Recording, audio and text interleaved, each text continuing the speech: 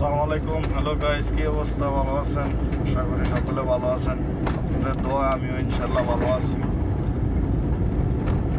তো আজকে বারোই নেই, হারা দিনে এখন বারোশি কিছু বাজার সদাই লাগবো, এই জন্য বারোশি। আমাদের তো মাসকে ইয়া বাজার, মাসে আমরা সদাই করি, বুঝছেন। এমনি কাঁচা বাজার কিনা হয়, কাঁচা তরকারি কিনা হয়, মাছটা আছে এগুলো মাস কিয়া করি, মাসে করি। মাছ বলতে কালকে আরো দুদিন আগে করে লাগলাম, দেখা গেছে যে মাছ তারা মানে বুধবারে মাছ আই আর কি, বুঝছেন।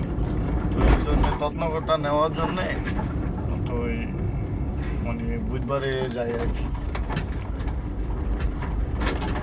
15-20 কেজি, 20-25 কেজি একসাথে নিয়ে আসি, তো এই জন্য আপনার দেখা গেছে বুধবারে গাড়ি থেকে তত্নকর নামায়।